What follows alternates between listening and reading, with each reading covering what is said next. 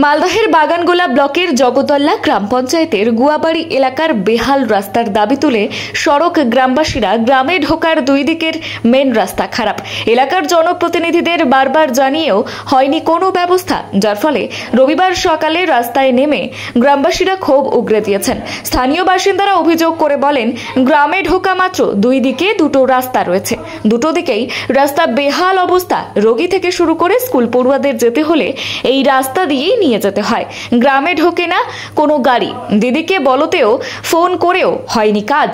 স্থানীয় থেকে নেতা নেত্রী থেকে শুরু করে প্রশাসন আধিকারিকদের জানিয়েও এই রাস্তার কাজ হয়নি বলেই অভিযোগ, যার ফলে ক্ষোভ উগরে দেন গ্রামের মহিলারা।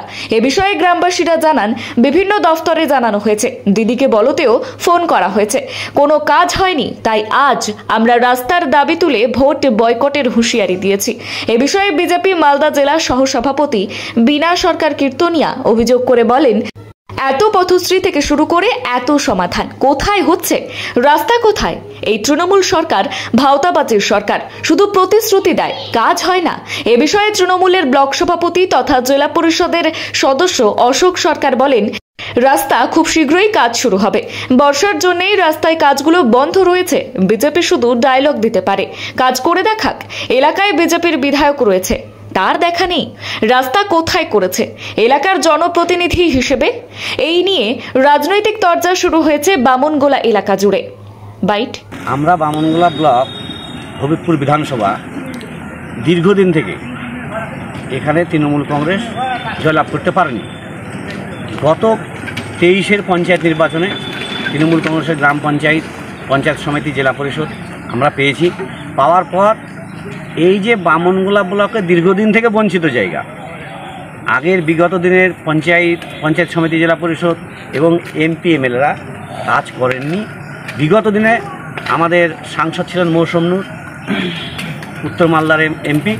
উনি থাকা অবস্থায় প্রধানমন্ত্রী গ্রাম সড়ক যোজনার অধীনে বেশ কিছু রাস্তা করেছেন, কিন্তু এই বিগত 11 বছরে এমপি আমাদের এখানে সম্মানীয় খগেন মুর্মু মহাশয় ছোট ছোট 2-1টা লাইট ছাড়া উনি একটা রাস্তাঘাট করেননি। ঠিক সেরকমই এমএলএও আমাদের জুয়েল মুর্মু, এর আগে খগেনবাবু ছিলেন, ইনারা কোনো রকম কাজকর্ম করেননি। রাস্তাই তো ভেঙে যাচ্ছে, বাড়ি থেকে বেরোতে পারি না, জল বৃষ্টি হচ্ছে তখন স্কুল যেতে পারে না ছেলে মেয়েগুলো, গাড়ির ডেলিভারি হচ্ছে তখনকার হসপিটালে নিয়ে যেতে পারি না। কেন, কি সমস্যা হচ্ছে? রাস্তার জন্য, রাস্তা ভেঙে যাচ্ছে, কাদা ভেঙে যাচ্ছে, হাঁটতে পারি না, যেতে পারি না, গাড়ি ঘোড়া ঢুকছে না।